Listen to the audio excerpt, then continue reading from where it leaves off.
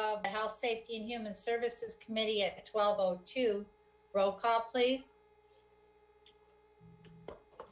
Commissioners Nelson, Here. Hogendorfer, Here. Jackson. Are we supposed to announce where we're tuning in from? Here Oh, yeah, from did hear that. Southfield, Michigan. Okay, can we repeat, Commissioner Nelson, where you're Waterford Township. Okay. And Hogendorfer? The beautiful city of Rochester Hills. Okay. Let's moving on to Commissioner Markham. Here from Novi, Michigan.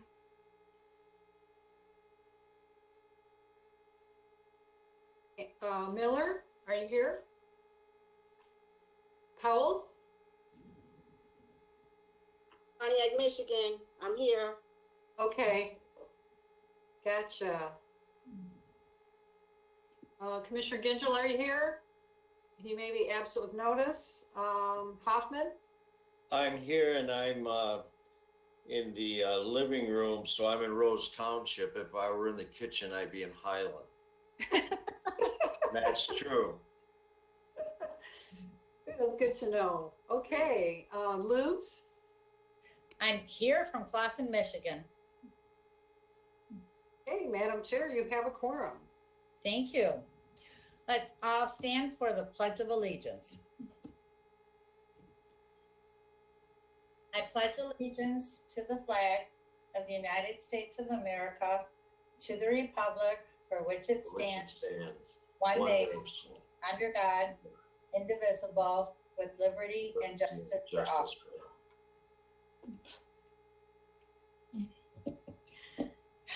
Thanks for letting us use your flag, Commissioner Hoffman. All right, we have approval of the minutes from October 6th and October 20th. I have a motion from Commissioner Nelson, support from Commissioner Jackson. Are there any comments or questions on the minutes? All right, roll call, please. Do we can do all in favor? Yeah. All in favor, say aye. Aye. Aye. Opposed? The minutes are approved. We come up to approval of the agenda. There are many items on the agenda.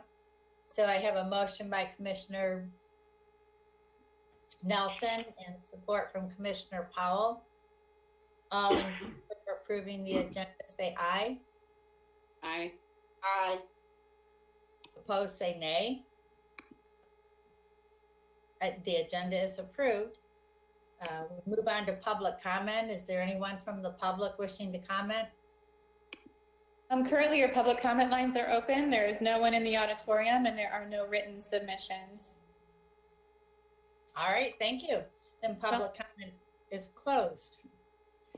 On to communications. We have one communication to receive and file. It's a 2021 Homeless Blueprint Grant application. Yes, Commissioner Nelson moves to receive and file, support by Commissioner Commissioner Hoffman. All in favor say aye. Aye. Aye. Opposed? Aye. All right, that report is received and filed. Moving on to our regular agenda, our first item is a legislative update by Jim Ryan. So, do I need a motion for this, Pam? All right, so Mr. Ryan, where are you? There you are. Thank you. Welcome. Good afternoon, Madam Chair, members. It's nice to be here. I see that you have a very extensive agenda, so I will be brief with respect to the upcoming lame duck session. As of today, we have 10 legislative days scheduled. Tomorrow, Thursday, and then the legislature, because they've been so busy, is going on hunting break for 2 weeks.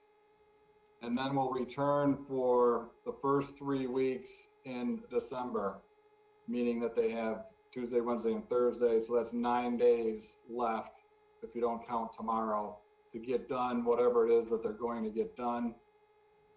As you know, lame duck is very unpredictable. The legislative makeup did not change very much from prior to the election. So you still have the governor, the Senate remaining the same, and then the House elections that took place, the Republicans maintain their majority. So there's likely to be some work done because there weren't any changes. A couple of things that we're watching. Number one is a supplemental budget. If there's going to be an opportunity to spend some more dollars this fiscal year. I know that the speaker is interested in doing something for a supplemental, but it appears as if the governor and the Senate appropriation chair are more concerned about next year's budgets. So they're wanting now to not do a supplemental this year. It goes without saying that may change because it is lame duck. So some kind of agreement could be reached, but as of sitting here right now, that doesn't look likely. The foreclosure legislation that we've been watching, Senator Runstead's bill that would expand the notice requirements for foreclosures, that has passed out of the Senate, and it looks like it's part of an agreement to pass the House and sent on to the governor. So that may be one of the bills that gets done at the end here. Furthermore, the solid waste package that updates our solid waste act here in Michigan seems to be a goal for both the House and the Senate to get passed.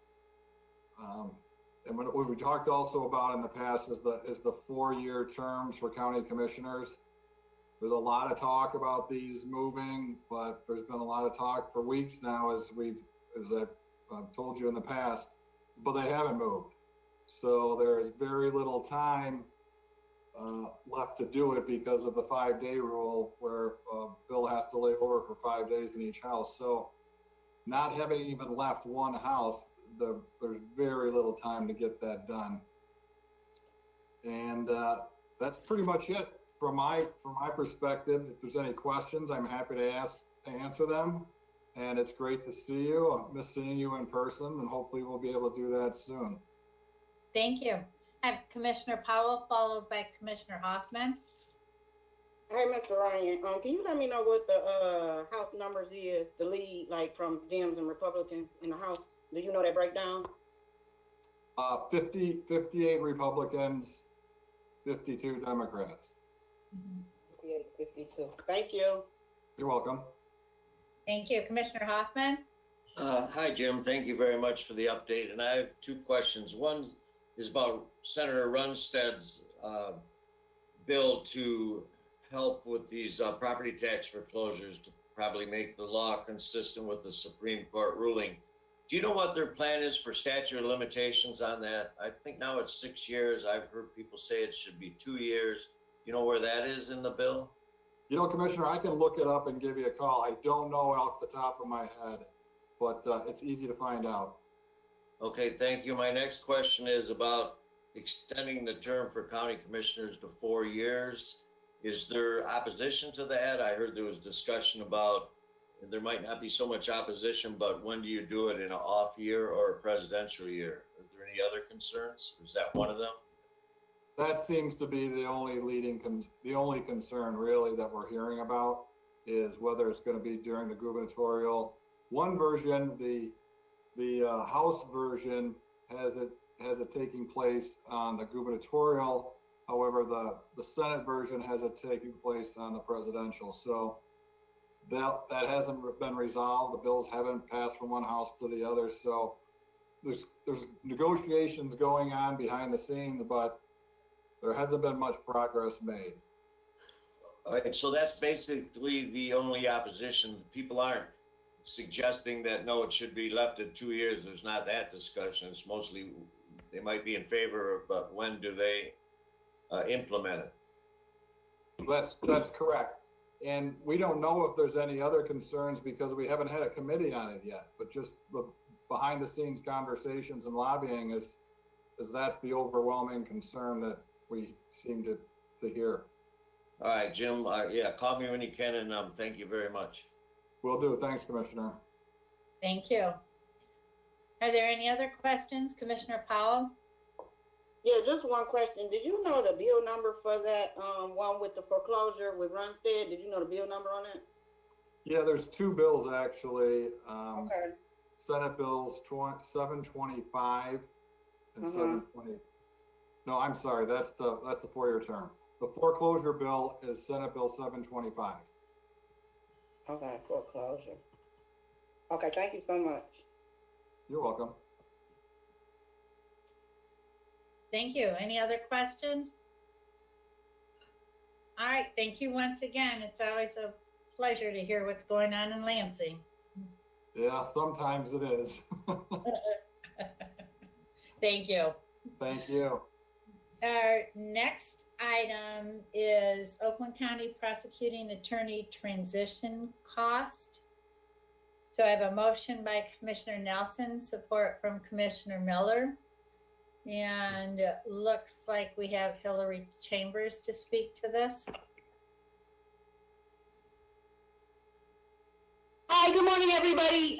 Yes, not quite sure how I got recruited to speak to this, but I was happy to help your staff draft this resolution. So as we know, we have a new prosecutor-elect in Karen McDonald, and we looked back over some resolutions that had been approved in the past when Prosecutor Cooper came into office and some other examples. And so we drafted a resolution very similar to those resolutions so that Karen McDonald could have some limited staff support in the next month and a half and operational costs. We've also been working on identifying some space that she might use, and thank you to the Board of Commission staff that's been helping us with that, because I think we may end up allowing them to use some of the law library space for meetings that she'll need to do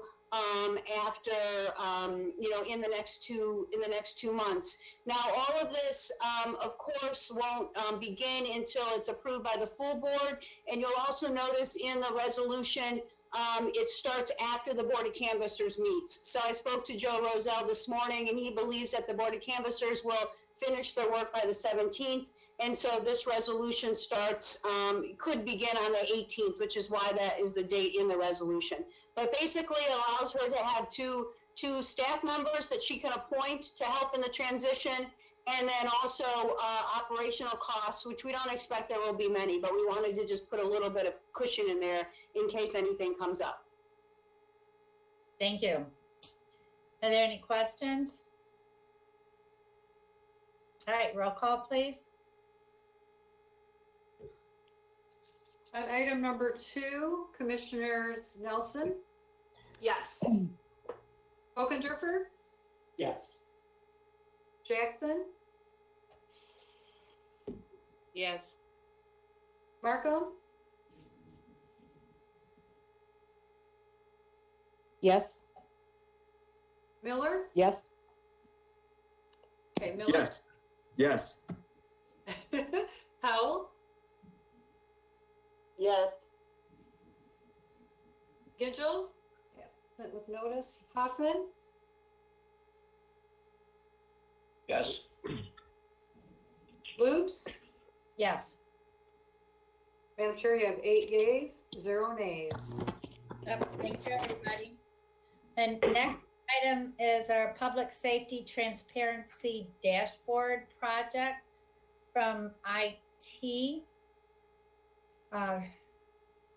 Do I have a motion?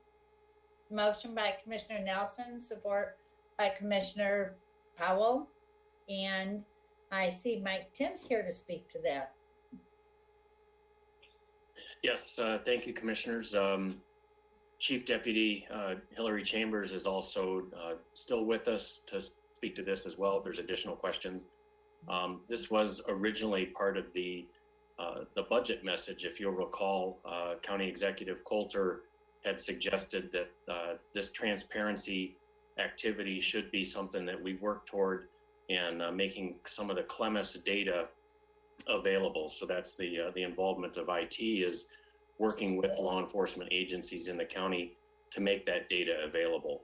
So we have gone through an RFP process and selected a vendor, but we do have some costs that we would like to allocate out of the general fund in the order of $250,000. We've identified that out of fund balance, and we need your approval. We intend for the first year of operation basically to provide a website and the data availability for the public service agencies. And there are 42 within Oakland County serving our cities, villages, and townships. So we are working with them on some specifications right now, and we would then move forward with a contract with the vendor Alta Vista.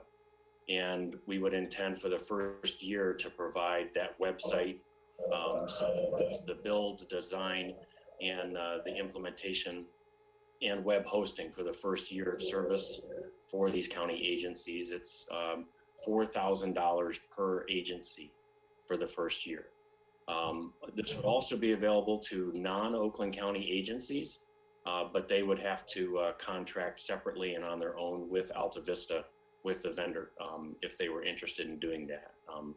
And they may be, because again, Clemis is a multi-county system that's available and could benefit other agencies as well. But this allocation is only for in Oakland County agencies. And Hillary, I don't know if there's additional information you'd like to add to that, or if there's any questions. No, I think you did a very nice job explaining it. So what we hope to do is offer to agencies who are utilizing the Clemis system the ability to provide a transparent dashboard for their residents. So right now we're working, and Under Sheriff McCabe is on the phone. He's part of the team of folks working on this, and we've invited a number of chiefs of police from around the county as well to help us. As you know, the Clemis database is really an essential law enforcement tool, and it contains valuable information in it that communities can share with the public. So we want to build a template that they can add to. So they could discuss their policies, they could discuss some of their approaches to policing, and then they could present in different bar graphs or charts, the data that exists within Clemis. So right now we're doing the kind of detailed work to figure out what that would look like, and we would welcome the opportunity to come back and show you some of those templates as they're developed. And we're working with 4 different communities throughout the county, different size communities, so that we could use their data as an example as we figure out the best way to display the data.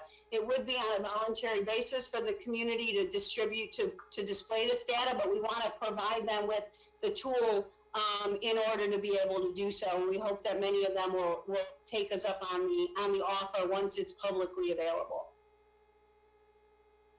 And Hillary, when do you expect that to be available to the cities? Or when would they, after the pilot program, when would it be available to the different communities? We hope, and Mike can correct me if I'm wrong, but the contract that we're contemplating would finish the work by the end of the year.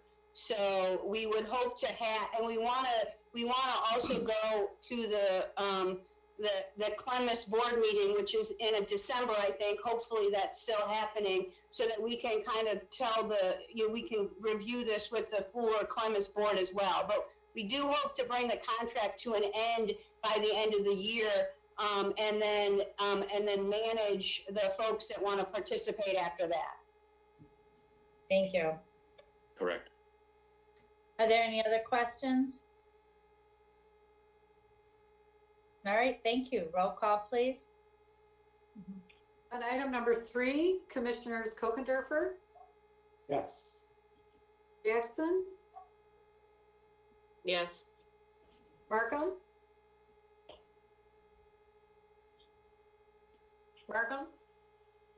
Yes. Miller, Yes. Howell, Yes. Hoffman, Yes. Nelson, Yes. Loops. Yes. Madam Chair, you have 8 yeas, 0 nays. Thank you, everybody. Thank you, Commissioner. Thank you. All right, next item is from the Michigan Department of Environment, Great Lakes and Energy Wastewater Surveillance Grant Agreement Acceptance. So I have a motion from Commissioner Nelson, support from Commissioner Markham. And I do see Leanne Stafford here to talk about this grant. Thank you. Good afternoon, Commissioners. I also have Tony Droughts with me that oversees our environmental health program, and he can help answer questions as we go through this. So this reimbursement grant that we have received from Eagle is a pilot program with both Eagle and MSU. And what they're looking to do, we're also going to be working with WRC, is this is a program to look at using wastewater to try to determine if a outbreak or an increase of COVID cases can be detected by looking at wastewater. And so there are many companies that are doing this work. And so the state of Michigan really wanted to bring this into public health laboratories. And so since we are a regional lab, they offered this equipment to us and this funding so that we can do a pilot project. The plan is that that there will be additional money coming next year once you are set up and ready to go and be able to perform these tests. So in addition to the $106,000 that the state provided us, they also gave us it's called a digital PCR analyzer, and very expensive piece of equipment they provided to us. In addition to this wastewater sampling and testing, we will be able to use that equipment for other clinical lab testing and also beach sampling. So it's a pilot, it's a very short time frame. But once this is approved, we will get moving on that, and we will try to do as much sampling and working with the state and MSU on doing analyzing the data. That is so interesting. I'm glad we're participating in the pilot program. Are there any questions? All right, roll call, please. On item number 4, Commissioners Jackson, Yes. Markham, Yes. Miller, Yes. Howell, Yes. Hoffman, Yes. Nelson, Yes. Ogendorfer, Yes. Loops. Yes. Madam Chair, you have 8 yeas, 0 nays. Thank you. Thank you, and good luck with that. Our next item is the 2020 Annual Action Plan Acceptance for the Community Block Grant, Home Investment Partnership Act Program, and Emergency Solutions Grant. Might have a motion from Commissioner Jackson, support by Commissioner Nelson. And looks like we have Shane here to speak to that. Hi, Shane. Hi, everyone. I'm going to share my screen real quick, and we'll just go through just a few very brief, simple slides, because I do know that we do have a full agenda. So I just want to remind everybody about the 3 main pots of money that go to support the Neighborhood and Housing Development Division, the Community Development Block Grant that goes to supporting various community revitalization projects, our housing counseling services, and then the administration and some of the other infrastructure used to support application of the grants. We also get funding from the feds for our home improvement partnership grant, and that goes to support community housing development organization to help develop some affordable housing, and our emergency solutions grant that supports various nonprofit shelters such as Lighthouse and Haven. For me, context is important, and so I just wanted to share and kind of compare the dollar amounts in the miscellaneous resolution, and just go to show that our allocation amounts are in line with what we've received in the past couple of years, as well as the match amount for the general fund match amount for the home grant. Now, the incomes you might see is different, but that's because the 2020 is an estimated amount that's in there.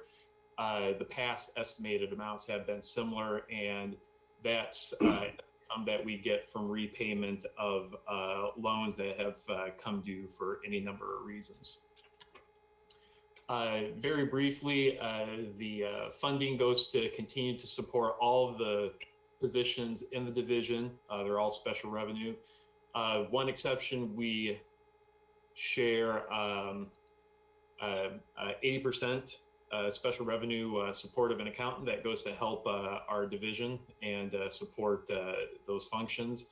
And also this year, in a miscellaneous resolution just at the last board meeting, we did create a new liaison position that's going to help with coordination of working with all the various communities for coordination of the CDBG participation and other efforts thereof, and doing outreach to those communities, making sure that they are, all the community members are aware of our services and knows what we can do. You know, we don't want that best kept secret term attached to our division. We want to make sure everybody knows what we're able to do. And so with that, I'm going to stop screen sharing and just see if anybody has any questions. Any questions? All right, simple but concise. Thank you. Roll call, please. On item number 5, Commissioners Markham, Yes. Miller, Yes. Howell, Yes. Hoffman, Yes. Nelson, Yes. Hogendorfer, Yes. Jackson, Yes. Loops. Yes. Madam Chair, you have 8 yeas, 0 nays. All right. Thank you. Thank you, Shane. Thank you, everybody. Our next item is from our clerk, the 2021 survey and recommendation grant application over $250,000. So I have a motion by Commissioner Nelson, support from Commissioner Hoffman, and looks like our county clerk is here. I am here.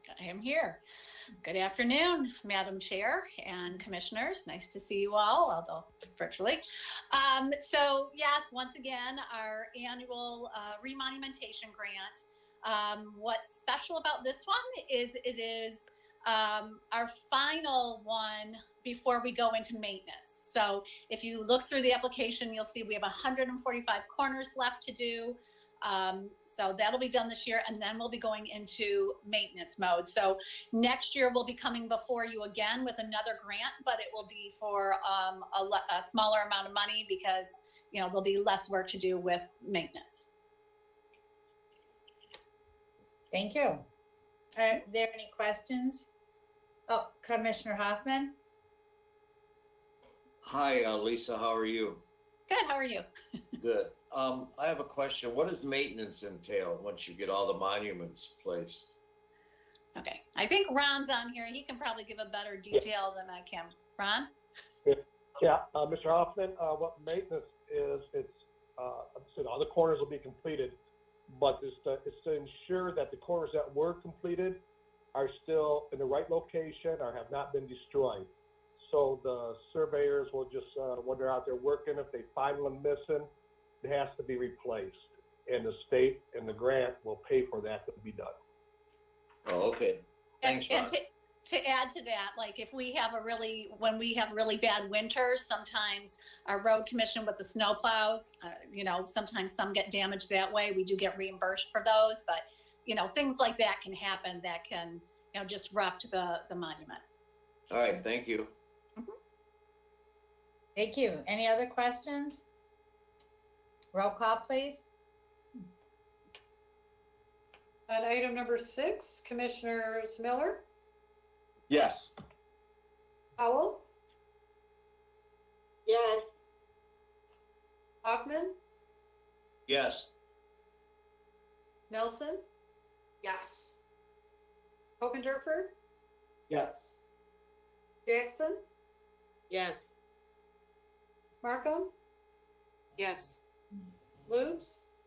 Yes. Madam Chair, you have 8 yeas, 0 nays. All right. Thank you, everybody. Thank you. Thank you. The 7th item is the 2021 Michigan Drug Court Grant Acceptance Program. Motion from Commissioner Hoffman, support from Commissioner Nelson. And do I see Patricia Bates here to speak to that? Yes, thank you.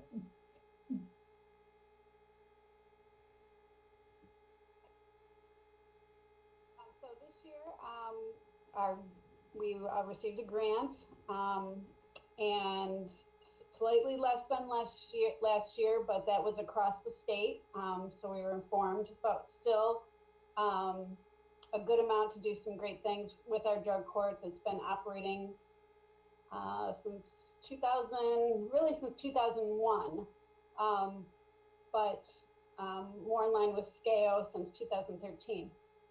So this year, some new things we'd like to incorporate is a peer recovery coach. We're going to assist some people who have to get the interlock device. We can help them with installing that and covering some of the costs for our more impoverished participants. So though it's a bit less, we're making the most of our dollars. We're excited. Thank you. Are there any questions? Matt, drug court is a worthy activity. Roll call. Oh, Commissioner Jackson?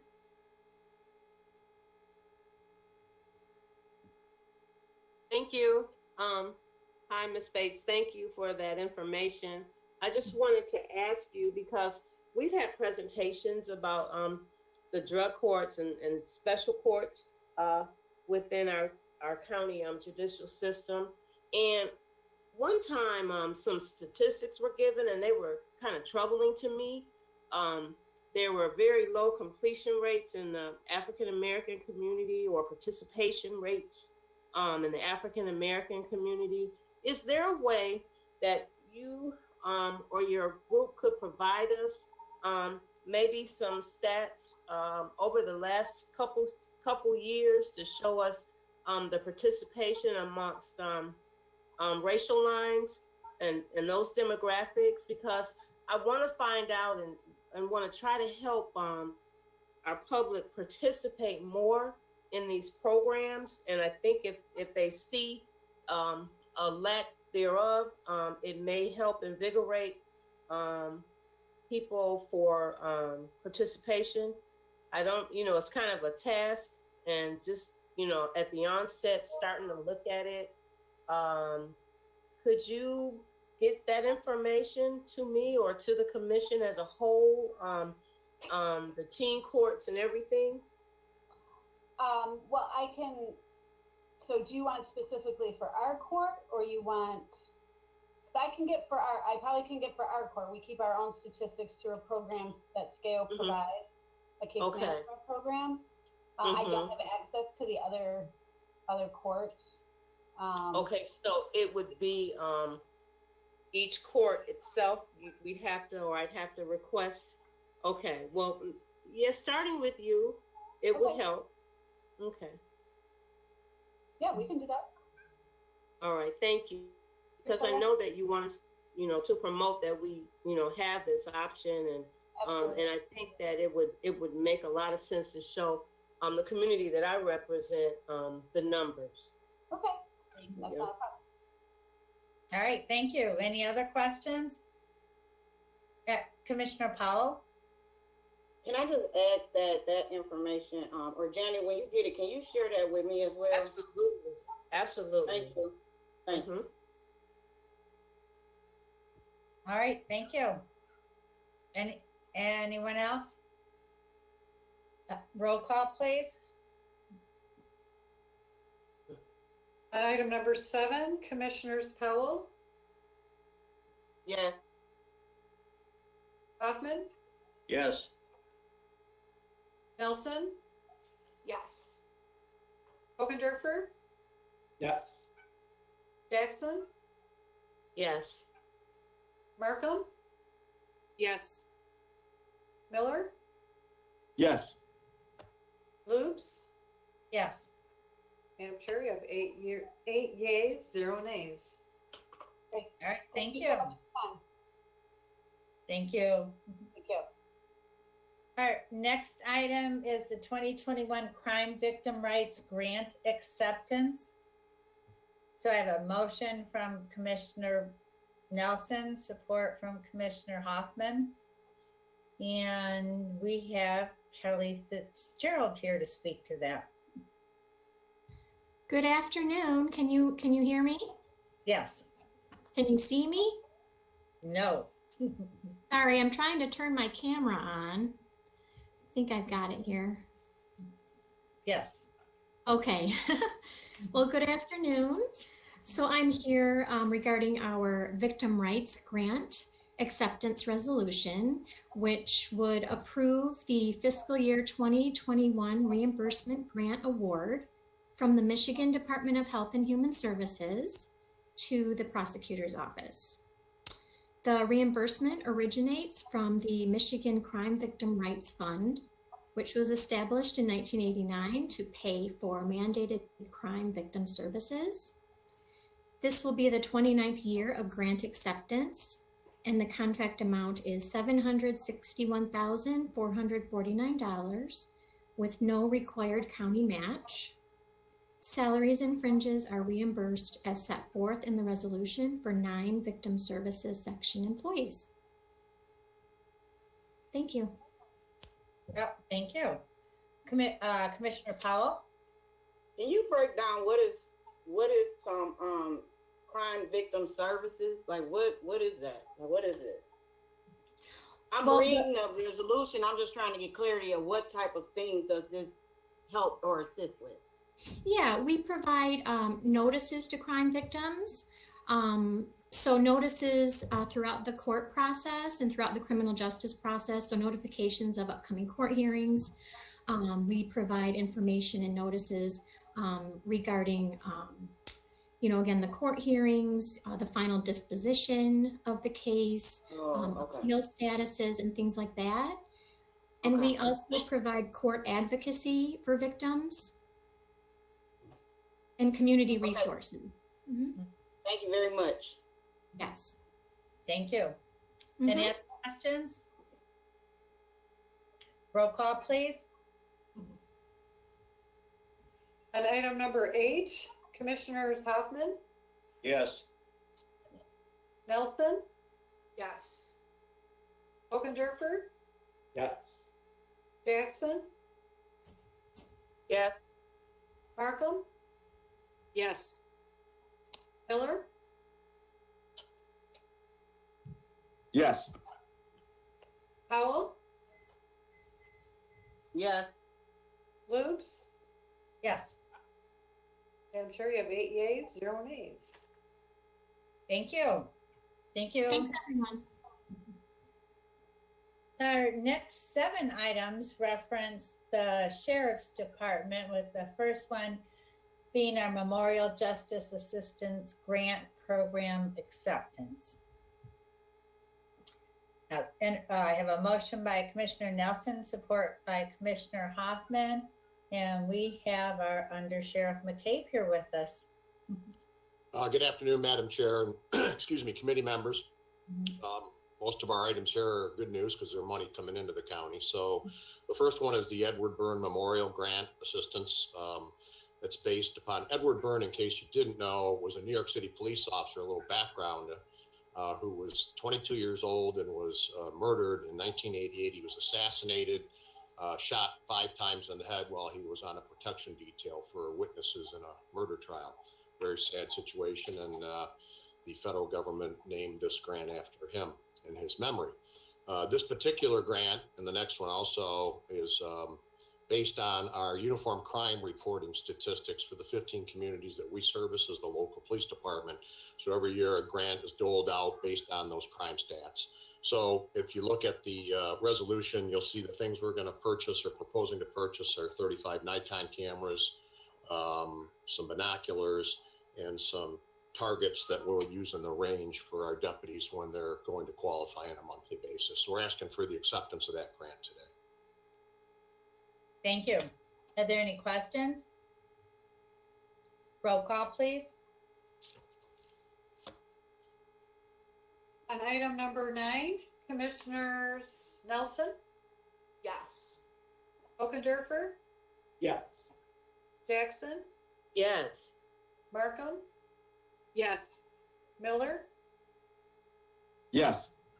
Howell, Yes. Hoffman, Yes. Lutz. Yes. Madam Chair, you have 8 yeas, 0 nays. Thank you. Thank you. Our next item is the 2021 Joint Terrorism Task Force Grant Acceptance. I'll entertain a motion by Commissioner Nelson, support from Commissioner Hoffman. Commissioner, I think I had the net grant next, number 10. I think you skipped. Oh, Yeah, I think we skipped it. oh, we did skip it. Sorry. All right. We're going back to number 10, the 2021 Oakland County Narcotics Enforcement Team Burn Grant Acceptance. So thank you. I did see his name twice. All right. I have support by Commissioner Nelson, or motion by Commissioner Nelson, support by Commissioner Hoffman. Thank you. Thank you. This is the annual grant we get for the Narcotics Enforcement Team, which is, by the way, the oldest multi-jurisdictional narcotics enforcement team in the state of Michigan. It was started in 1971. And the local departments that participate, for your information, besides the Sheriff's Office, are the Auburn Hills Police Department, Birmingham Police Department, Bloomfield Township Police Department, the DEA, Farmington City Police Department, they're actually Farmington's Public Safety Department, Farmington Hills Police Department, Ferndale Police Department, Franklin Police Department, Hazel Park Police Department, Madison Heights Police Department, the Prosecutor's Office, Rochester Police Department, Royal Oak Police Department, Troy Police Department, Waterford Township Police Department, West Bloomfield Police Department, in addition to Commerce Township supplies a deputy, and the City of Pontiac supplies a deputy, and the City of Rochester Hills supplies a deputy. We're pleased to ask you to accept this grant today so we can continue on with this mission. Any questions, I'm happy to answer. Thank you. Are there any questions? Roll call, please. On item number 10, Commissioners Kokendorfer, Yes. Jackson, Yes. Markham, Yes. Miller, Yes. Howell, Yes. Hoffman, Yes. Nelson, Yes. Lutz. Yes. Madam Chair, you have 8 yeas, 0 nays. Thank you. Now we're moving forward with number 11, the Joint Terrorism Task Force. Am I using the motion and support that we had earlier? I need a new motion. I would just. Motion by Commissioner Nelson, support by Commissioner Hoffman. This is a, I'm sorry, shut that off, apologize. Should have shut that off earlier. We have a sergeant assigned to the FBI Joint Terrorism Task Force in Detroit. This is a reimbursement for overtime and any related equipment. And we're asking, it's a little less than $20,000. And the next item is the same thing. And I'll go over that. And we're asking for acceptance of that grant today. Thank you. Any questions about this particular grant? Roll call, please. On item number 11, Commissioners Jackson, Yes. Markham, Yes. Miller, Yes. Miller, okay. Howell, Yes. Hoffman, Yes. Nelson, Yes. Hokenderfer, Yes. Loops. Yes. Madam Chair, you have 8 yeas, 0 nays. Thank you. The motion carries. Item 12, our fiscal year 2021 Oakland County Gang and Violence Crime Safe Streets Task Force Grant Acceptance. So I have a motion by Commissioner Nelson, support from Commissioner. Who would like to support that? Hoffman. Thank you. Thank you. This is similar to the previous grant. It's reimbursement of overtime. We have a couple of deputies assigned, one from the city of Pontiac and one from the sheriff's office, that are assigned to this particular task force. It's run by the FBI. It's housed here on the county campus. In addition to our department participating, so does the Troy Police Department, Bloomfield Township Police Department, Novi Police Department, Royal Oak Police Department, Ferndale Police Department, and the Auburn Hills Police Department. And we're accepting the money just for the sheriff's office. The other agencies get their own grants. Thank you. Questions regarding this grant? Roll call, please. And item number 12, Commissioners Markham, Yes. Miller, Yes. Howell, Yes. Hoffman, Yes. Nelson, Yes. Hokenderfer, Yes. Jackson, Yes. Loops. Yes. Madam Chair, you have 8 yeas, 0 nays. Thank you. The motion carries. The next item is fiscal year 2021 pedestrian and bicycle overtime enforcement Pontiac grant acceptance. So I have a motion by Commissioner Nelson, support from Commissioner Powell. Yes, I know Commissioner Powell will be extremely interested in this one. We have, unfortunately, Pontiac is one of, I think, about 15 communities in the state of Michigan that was targeted for this grant. We have had, you can see by the statistics, a fair amount of pedestrian fatals and bicycle fatals in the city of Pontiac. The majority of those occurring on Telegraph Road between M59 and Orchard Lake Road. The state of Michigan last year put in a couple of pedestrian crosswalks at a fairly great expense to hopefully cut down on those fatalities and injuries. And we do an overtime detail where we did one in October. We'll do one next year, concentrating on Telegraph Road and other high incident areas, but mostly along Telegraph Road. The grant, we did spend 8 hours of overtime in October. We didn't issue any tickets.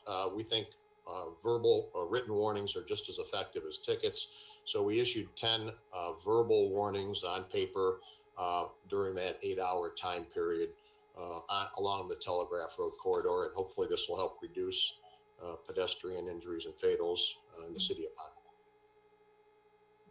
Thank you. Commissioner Powell? Question, or just to let you know too, McCabe, I have been getting reports from residents that stay on Telegraph, where them crosswalks, they don't, the lights, I guess, aren't working properly. So about a couple weeks ago, I asked MDOT to look into that. So I just wanted to put that on your radar, because from my understanding, them crosswalks are not working properly either. So if that's the case, we know residents probably taking a chance to cross that, and that's probably, where we're running into these issues. So I just wanted you to know that I am looking into that as well, and I am happy that we are doing extra management of that Telegraph corridor. Thank you. Very good. We'll follow up on that also. Most of these, these violations, unfortunately, are occurring to people that are not going to the crosswalk, and they're going between the crosswalks, and a lot of them come out of the apartments down there by Sylvan Lake is where the majority Right. of crossing illegally. Yes. And I've been informed by them that they don't work, so that's why they doing the silly stuff. We're going to check into that. I also. told them that's the problem. We put them there to prevent that. So Right. that's So Yes, let's ma'am. tag We'll team follow on up that. also. Yep. Thank you. Yep. Thank you. Thank you. Any other questions? Roll call, please.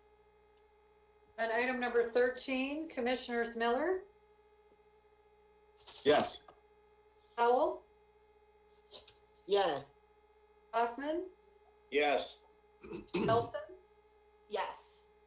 Kokendorfer, Yes. Jackson, Yes. Markham, Yes. Luce. Yes. Madam Chair, you have 8 yeas, 0 nays. Thank you. That motion is carried. We're moving on to page 2 of our agenda with the fiscal year 2020 Bulletproof Vest Partnership Program Grant Acceptance.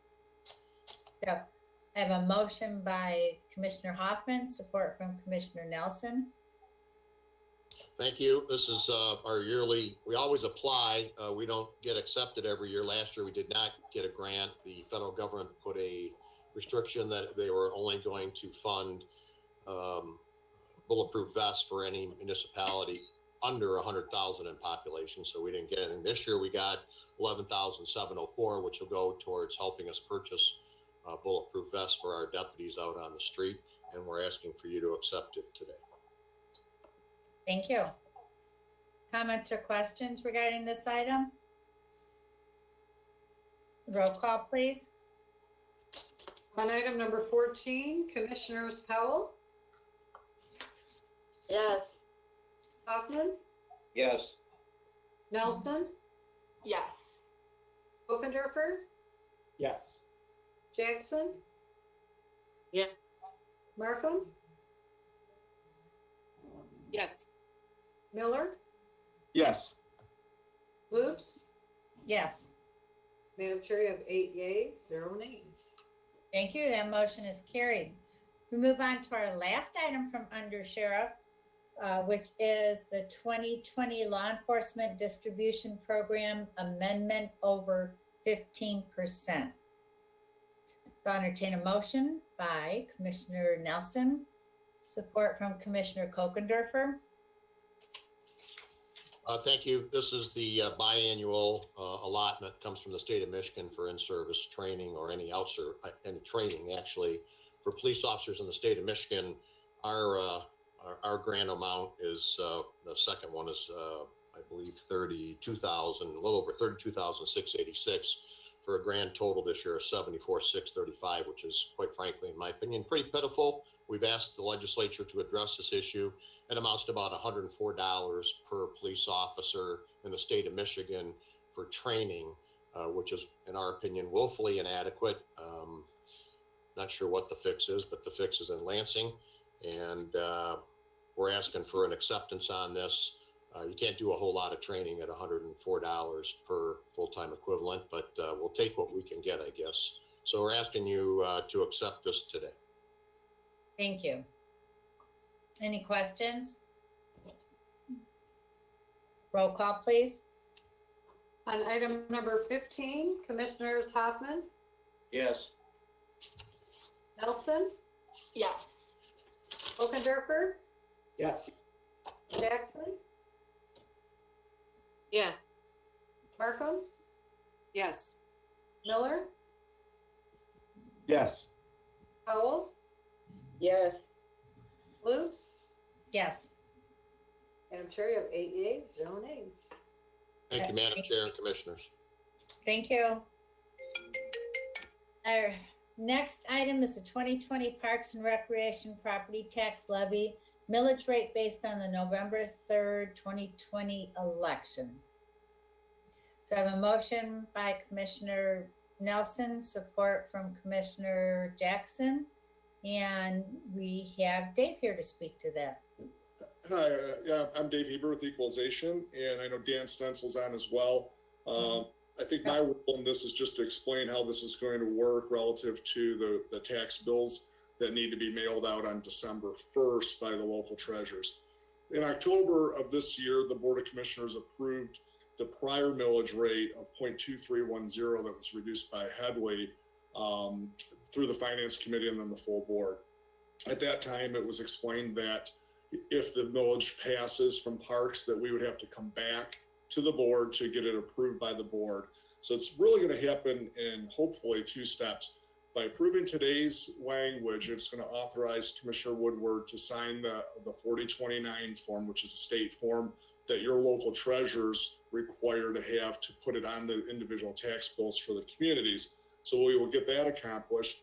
And then there's a couple of other millage rates that need to be certified that come back to the board at the December finance meeting. I think there's one in Oxford, and there might be a change in the Birmingham school rate, and then this rate will be on there as well. So that's kind of the technical process of how we're going to get the millage from the 0.2310 to the 0.35. And then I'll throw it over to Dan if he wants to add anything else relative to that. Well, thanks, Dave, and thank you, Dave, for all your help along the way. Madam Chair and fellow commissioners, on behalf of the Parks and Rec Commission and staff, we are very thankful for your efforts and the response of our residents to support this increase. And we're looking forward to the next 10 years of a lot of improvements and enhancements to the park system and its services. Thank you. Yes, I'm glad it passed by almost 75%. Marvel. Right now, I think it's 76.3, and back in 2010, it was 76.46. Same Pretty park users consistent. for both park. Thank you. Are there any questions for Dan or Dave? Roll call, please. On item number 16, Commissioners Nelson, Yes. Hogendorfer, Yes. Jackson, Yes. Markham, Yes. Miller, Yes. Howell, Yes. Hoffman, Yes. Loops, Yes. Madam Chair, you have 8 yeas and 0 nays. Thank you. Motion carries. Our next item is also from Parks and Rec, the Amendment 3 Oakland County 4-H Fair Association Agreement. So I have a motion by Commissioner Nelson, support from Commissioner Hoffman. Mr. Stencil. Yes, Madam Chair and Commissioners, this is the third amendment of a formal agreement with the 4-H Fair Association that operates our annual fair out at Springfield Oaks. Over the past 30 plus years, the Fair Association has invested over $2 million plus in volunteerism improvements, as well as cash opportunities to improve upon the facilities. This project is to update our 1971 cooling system for the activity center out along Andersonville Road. And they are looking to provide us with a payment of $12,550 to support an air handler facility in the activity center. Thank you. Are there any questions regarding this item? Roll call, please. On item number 17, Commissioners Nelson, Yes. Hogendorfer, Yes. Jackson,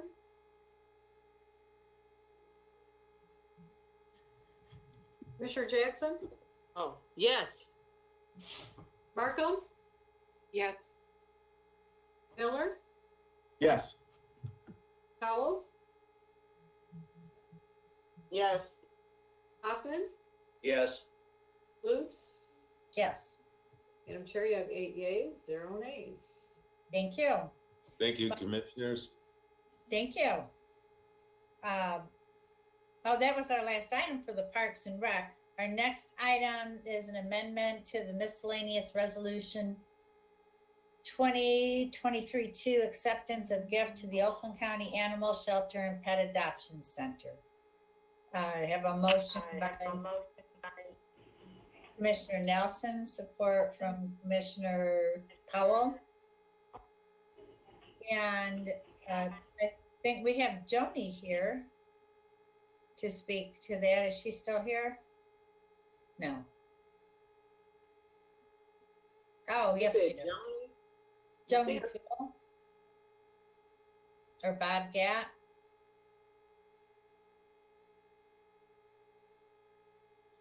Does anybody have any? Microphone working? She on there. Mhm.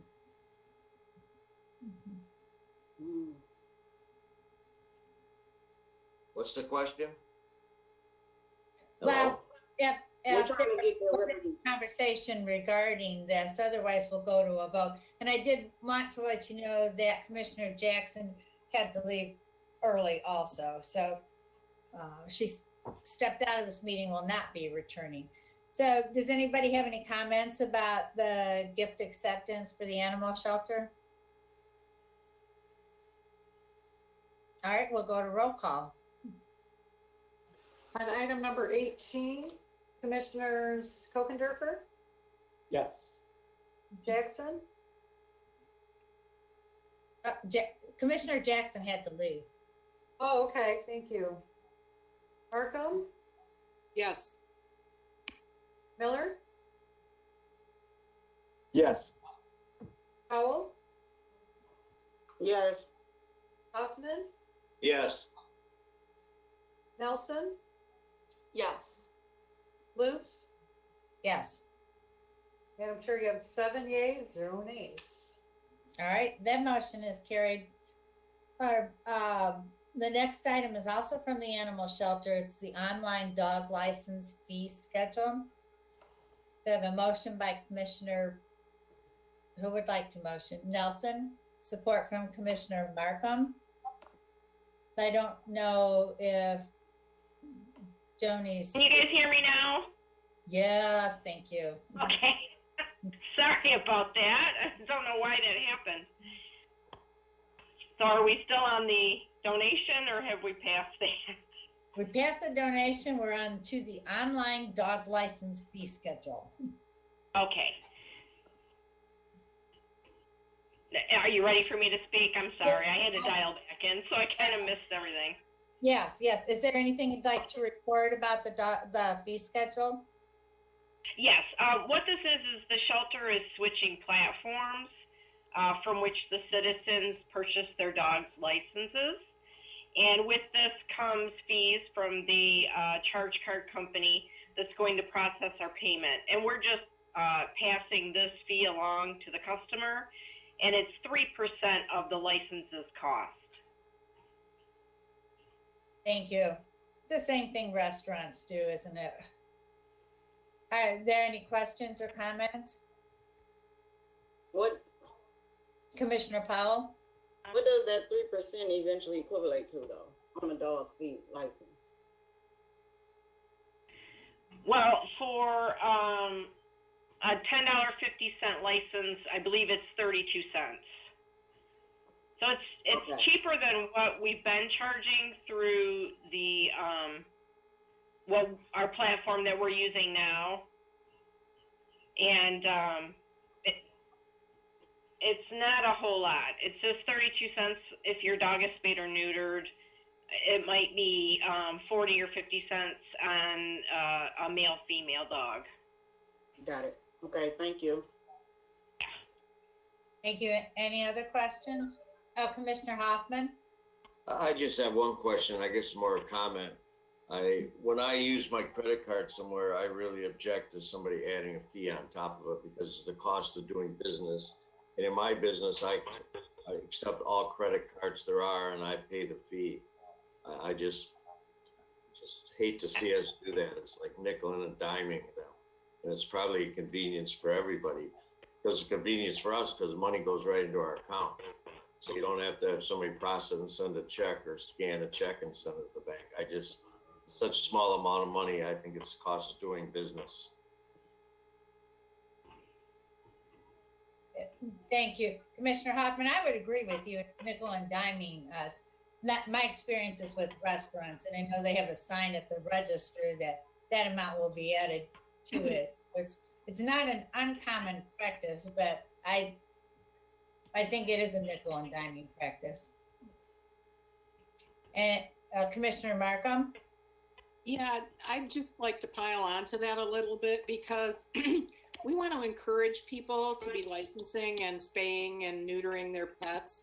And I think anything we do to discourage that or make it look like, you know, we're going to charge them another this or that, just even if the net effect is not all that much money, I think psychologically it's not a good thing for us to be doing. If we really want to add that 3% on, then let's add it on to the price of the dog license and,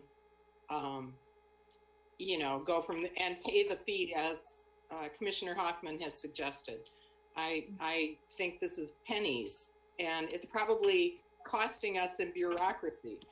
So, yeah, that's my thought. Commissioner Powell? So because because I will chime in now that I'm looking at it from the perspective, I'm not a pet person, so I wouldn't know these things. But to hear you all, concerned about it, what would be next step for us to correct this or change this resolution? Per chair, can you explain process if we do look at going that way? Well, we have a motion and a support, we vote on it. So if the majority are not in favor, then we would vote it down and go back and have them look at increasing the fee schedule. Commissioner Hoffman? Thank you, Penny. Yes, I'm not in favor of it, and I'm going to vote against it for the reasons I already stated.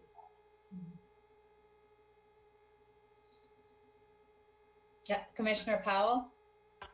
And then one more question, just when time permits, Chair, could she just give a little snippet about the donation that the resolution we just passed prior to this? So we know some little details about the gift. I know, I will report on that after that. I thought that perhaps she would be able to come on. It's a very kind and generous donation from Kenneth Earl Fleet for almost $45,000. Earlier this year, he donated $12,000. Yeah, Donnie might be able to add. And that was a mistake that I overlooked. There were two accounts for Mr. Sweet. I thought there was just the one for a little over 12,000, but there was another one for over 44,000, and that's the amendment that you see today. So we've already gotten the 12,000. We've already deposited that one. We're looking for the next one, the 44,000 one, to arrive. Should be any day now. Thank you. Thank you, Chair. Okay, so back to any comments or questions regarding the credit card charge for the dog license? This is Barbara. I don't know if Chris is on. Maybe we can introduce an amendment, not to, vote the whole resolution down, but then we would have to ask the animal shelter and especially the company that process it, how it would be done, if they would have to create something else, or because if we raise the price of the license, it will still generate the 3%. So maybe Joanne can speak to it before we try to amend the resolution. Yeah, I don't like it either. It's just that I don't have $9,000 in our budget to pay for this. And unfortunately, that's how the county is kind of ran through the shopping carts that we've dealt with over the years. They've charged $2.50 on each purchase. And everybody does that. That's the clerk's office, we do it, treasurer's office. They all charge that $2.50 through that shopping cart the platform that we're using now. And it's not just the county who does that. The cities also do that with online or credit card payments. Yeah, even some cities charge a fee for water payments online. So, Yes. And there is a still option that people can come, Joanne, right, and pay in person. Yes, if they want to forego that fee, they're more than welcome to do it through the mail, or they can go to their township or city hall, and even some veterinarians sell them. So if they want to forego that fee, they're more than welcome to use those other choices. Commissioner Hoffman? The fact that everybody does it doesn't make it acceptable. I feel the same way. I hate when I go to a business restaurant. I avoid a lot of restaurants, and there aren't many that do it, but they tell me this is what my meal is. Now I got to pay 3% or whatever the number is. I avoid the place. I don't do it. My humble opinion. Oh, Commissioner Hoffman, cash is king. Pay cash. Commissioner Kokendorfer? Yeah, sure. I'll be the outlier here and say I'm okay with it. So here's how I see it, and I totally get everything everybody said. There's $8,500. It's got to come from somewhere, right? It doesn't magically appear. So there's a couple ways of doing this. Either all the taxpayers in the county will pay some portion of the $8,500 because we'll just absorb the cost, because it's the cost of doing business, or all the people getting these services will pay it because you'll just bump the price up of everybody's licenses, regardless of whether they're paying in person or mail or credit card. So I guess I like kind of giving people the option. It's got to come from somewhere. If you want to use your credit card, that's where the money will come from. And I just renewed our car registration here at home. I had to do the same thing there. It's common across the government. That doesn't make it mean it's right, but I understand the rationale. It gives people choices. Thank you. And the animal shelter, by using a new provider, they're decreasing the amount that has to be paid by. Yeah, because right now the customers are paying $2.50 on a $10.50 license. Now they're going to pay $32, so it's actually cheaper going this way than what we've been with. And again, I don't like it either, but we just don't have that $8,000 more in our budget, $9,000 that it's going to cost to process all these payments. Because that would be a new charge, because right now we are collecting that at $250. Well, it is comforting to know that it's cheaper this way, even though it still is nickel and diming people in every aspect of our life. Yeah, I know. If I can, Madam Chair, I think that, as Joni pointed out, we do have an enhanced access fee for other online services, and if commissioners want to look at subsidizing that process out of the general fund, maybe the better approach would be to do it across the board. As Commissioner Kokendorfer mentioned, the costs have to be made up somewhere, and a lot of these fees have to be self-sustaining by statute. So I would just, I'd urge some caution on doing it on a single basis. Thank you, Mr. Ward. You're always the voice of reason. Not really. All right, any other discussion, Commissioner Hoffman? I just want to say I accept Adam's rationale. It does make a lot of sense. It doesn't sit well with me, but I'll support it now. Yes. I think we all feel that way, Commissioner Hoffman. All right, anything else? Why can't it be this easy with my wife? This is great.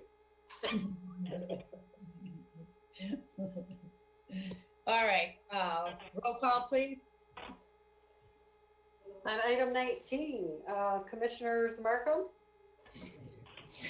Yes. Miller? Yes. Powell? Yes. Hoffman? Yes. Elston? Yes. Okendorfer? Yes. Lutz? Yes. Madam Chair, you have 7 yeas, 0 nays. All right, that motion carries. Thank you for that discussion, everyone.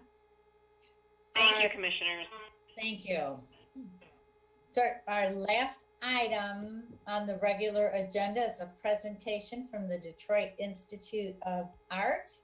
And I do see David Flynn from the DIA. Is Salvador, I saw him earlier. Here he is. All right, welcome. You know, we're always interested in the arts and culture.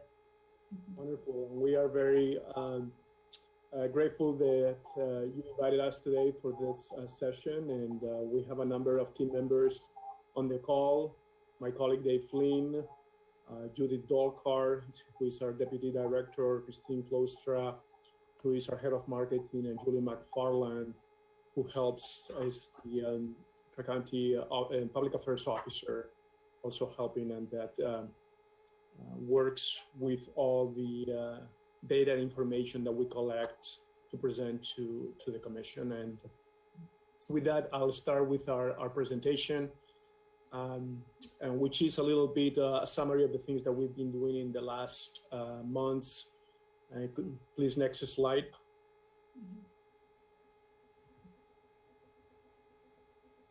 So as you know, we've been open since July, and we had a number of protocols put together for the safety of our visitors as well as our staff. We work very closely with the National Sanitation Foundation, which is based in Ann Arbor, and we were basically the only museum in the country to really work with a consulting firm to do this work. And we also collaborated with the other cultural organizations in Midtown Detroit, as well as Midtown Detroit Inc. The goal was to have protocols that were homogeneous across the organization. So when people come to the cultural center here in Detroit, they will be asked to do similar things or the same things when they enter the Charles Wright Museum or the DIA or the library, et cetera, et cetera. Next slide, please. Among our safety protocols, we require that the visitors and all the staff wear masks at all time, face masks at all times. Our visitors are limited to 75 per half an hour. And when you come to the museum, you need to reserve your ticket online. And we also allow for walk-ins around 25 people per hour. All galleries and spaces have limitations of capacity.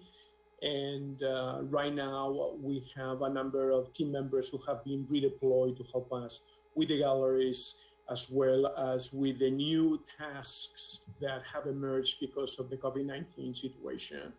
So normally these tasks are, or many of these tasks are covered by our volunteers, but at this moment, the volunteers are still at home, and we have a redeployed team welcoming our visitors. Next slide, please. Here's a little bit of images. So for those who have not been to the DIA yet, normally we have different entrances, but now with the COVID-19 situation, we only enter the museum at the Farnsworth Street, at the Farnsworth Entra. Visitors immediately will be asked to stand in front of a camera that takes their body temperature. And then they will come with their tickets that will be scanned through the Acme screen. And if you're a walk-in, we also have the ability to give you a ticket, and we have our team in our desks. Next slide, please. You know, safety is first, and across the building, we have plexiglass shields inside the restrooms.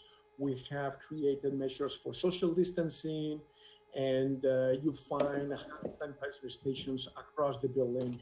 Next slide. We provide visual reminders at all times, so people continue following the protocols. And we use, very creatively, some images of our own works of art to remind people to, social distance and to use their face masks and et cetera, et cetera. Next slide, please. We also have created specific paths in the museum, so everybody walks in the same direction, so you can arrive to a suite of galleries, and then you can walk around those galleries, and then different arrows take you to other suite of galleries, so we avoid people running into each other. As I mentioned at the beginning, there is one entrance in the building, and then there will be a number of exits across the DI. Next slide, please. And this is what I was talking about right now. So the entrance is on Farnsworth, and then the exits are in the John R. Loggia, on the Woodward Avenue, the historical main entrance of the museum, on the Kerber Street. This allows us, as I said, avoid people running into each other and create a fluid stream of visitors across the building. And I want to emphasize, we continue to have very limited numbers within the building. Next slide, please. Recently, we have been able to provide some food and beverage service, and this is very limited, but it can be done Wednesday, Thursdays, and Fridays from 11 a.m. to 1 p.m., as well as Saturday and Sundays from 11 a.m. to 2 p.m. This allows not only the visitors, but also the staff who are working in the museum to have the opportunity to buy their lunches. We continue to follow the advice of the medical authorities, as well as the direction of the governor. And I have to report that everything has worked very, very well. Every week we have a visitor survey that provides feedback to the museum, so we can continue adapting our protocols, and we continue providing the most welcoming possible experience to our visitors. Next slide, please.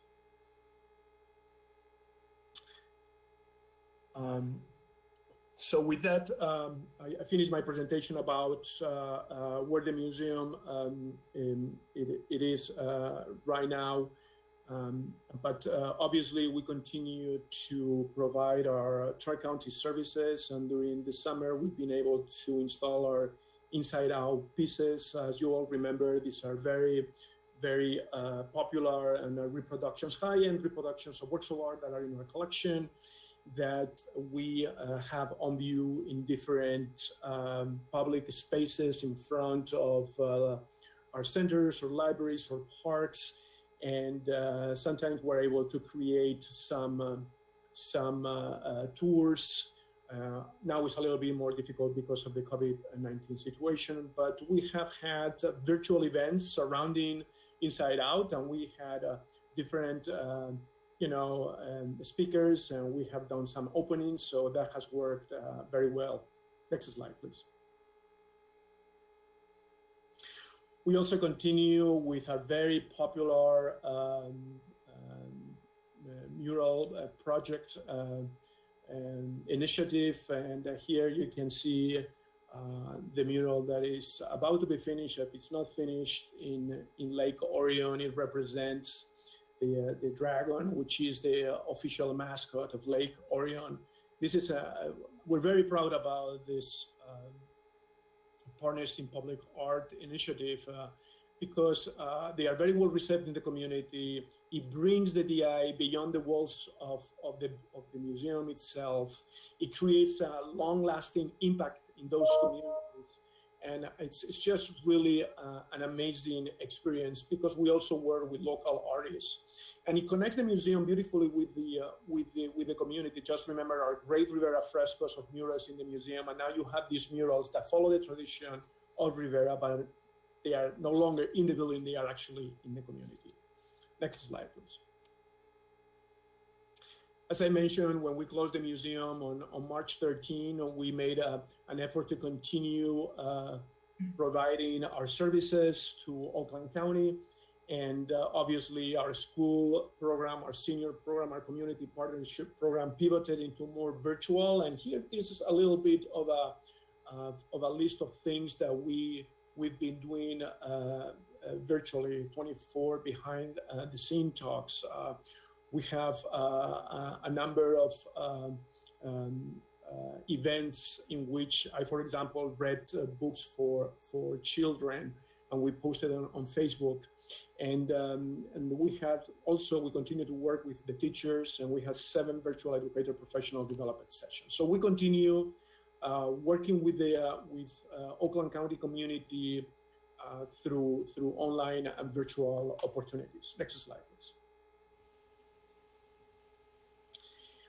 We were able to open very successfully our very beautiful exhibition on Ofrendas. As you all know, this exhibition, it celebrates El Día de Muertos, the Day of the Dead, and it's especially popular in the community in Southwest Detroit, our Latino community.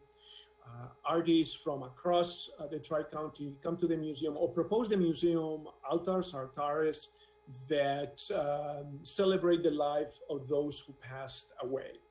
You know, this year was especially important because of COVID-19, and we had 12 altares, and there was a special ceremony with a special word the day of the opening in which we remember those who passed away due to COVID-19.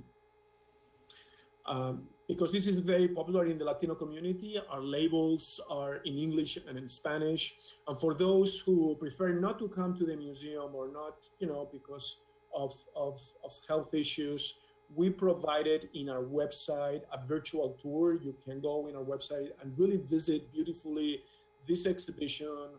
And we provide access to all the text labels in Spanish and English. So it's a great substitute if you cannot come to the museum itself. Next slide, please. Next week, we will be opening our beautiful exhibition, Detroit Style, Car Design in Motor City, 1950-2020. The team is ready to do this. We brought into the building 12 cars that were designed and made in Detroit. And it's an exhibition that tells the story of car design and how these car designers use the same artistic process that any other artist on view at the DIA, like sculptures, like they would make sketches and drawings, and then they would go to the clay models to, from there, go to the final product. So this is for us to say that the creative process of car designers is the same as any other artist. That car design is something that was created in Detroit. As a matter of fact, Detroit put the world on wheels, and we have to tell the story of what happened here. And I think this exhibition is going to connect to many members of our community. Everyone in this community has a relative or knows someone who was involved in one way or another with the car industry. And this exhibition that not only brings cars, but also drawings, sculpture, and paintings by contemporary artists that show the reactions to the automotive industry is going to be an exhibition that, as I mentioned, is going to resonate with this community in the highest possible way, especially in a time where there are a few things to do. The DI is able to offer this exhibition, of course, free for Oakland County residents. And it's something that people will be able to do while we go through these months of the fall and the winter. Of course, as I mentioned, for this exhibition, as for the entire museum, the access is limited. We continue to follow the safety protocols that we have in place, as well as the advice of the medical authorities and the direction of the government. Together with the exhibition, it comes a beautiful catalog. And this catalog is very well illustrated, and it is being edited by our curator, the curator who did the show, Ben Coleman.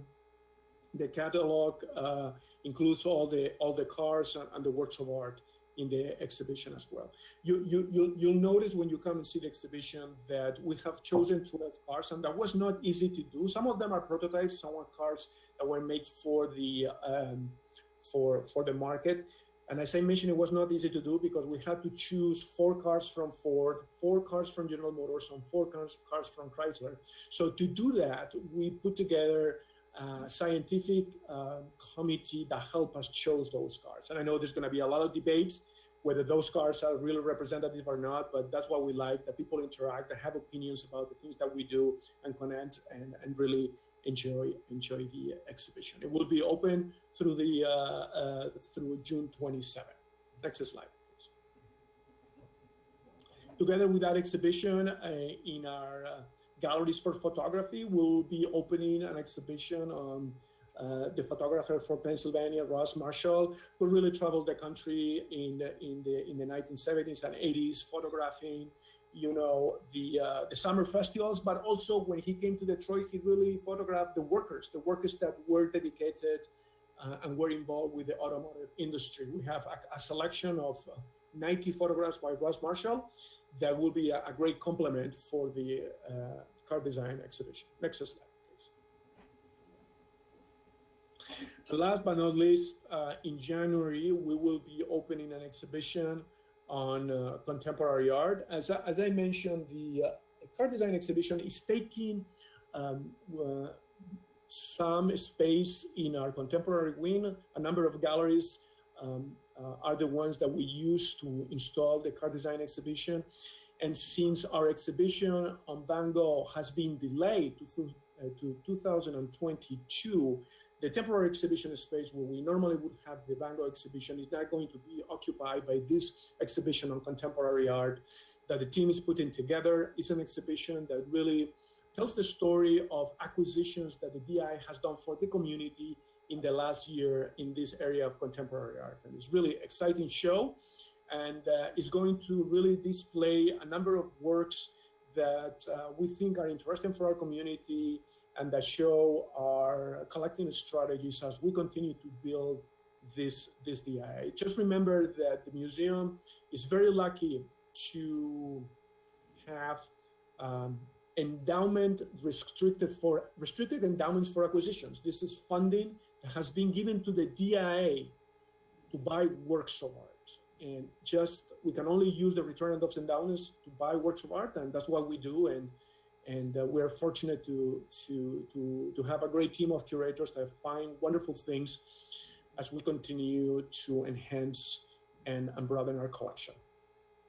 Next slide, please.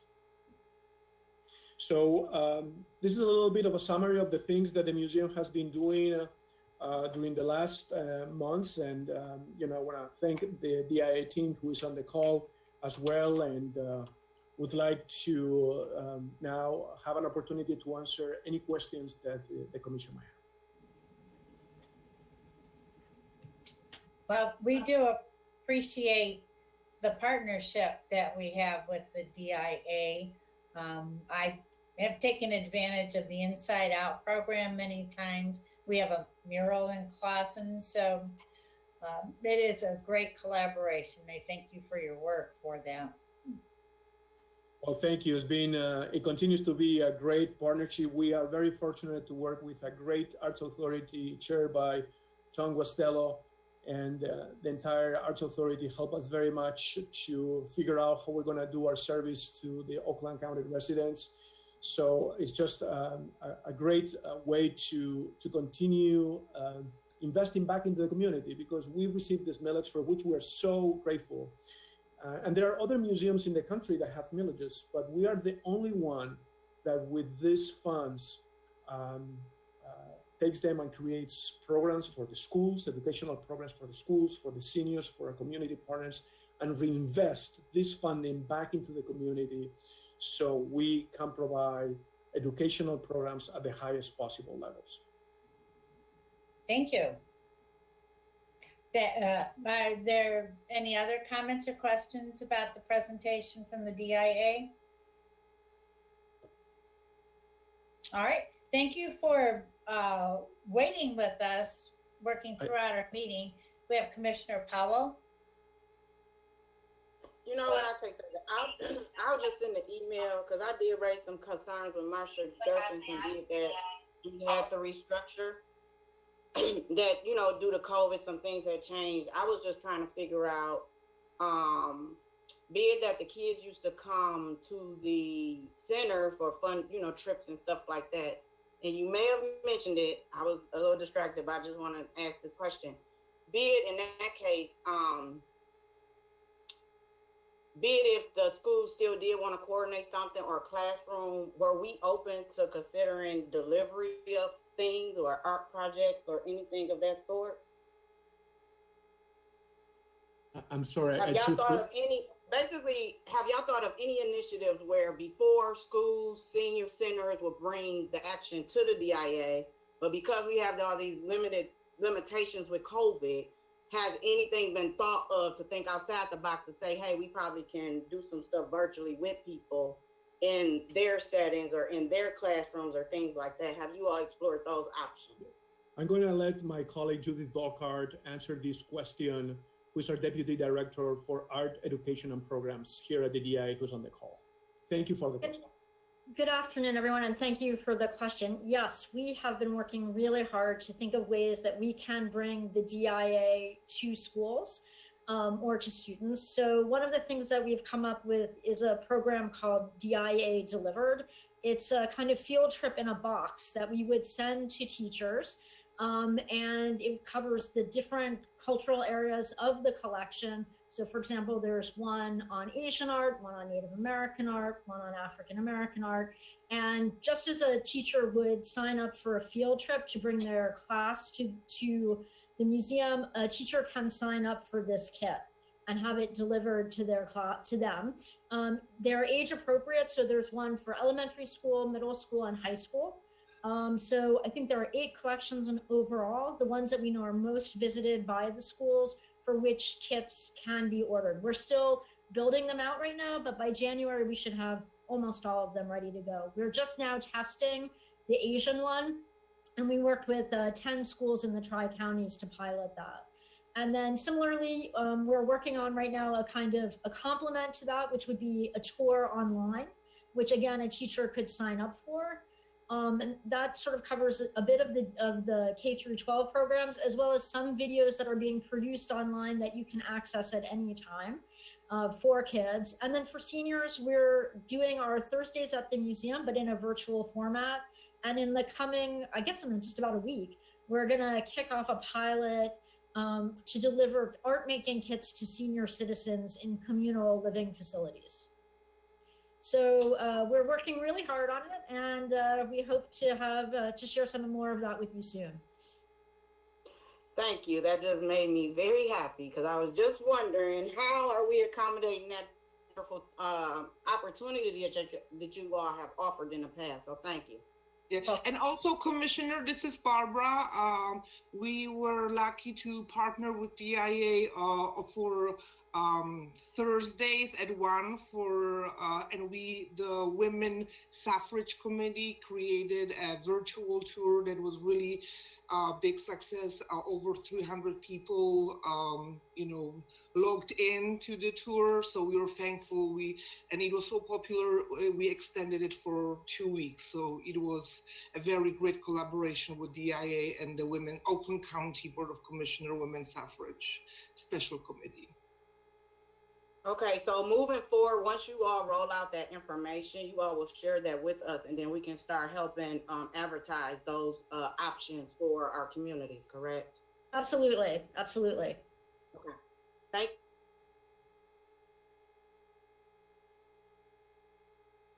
Thank you.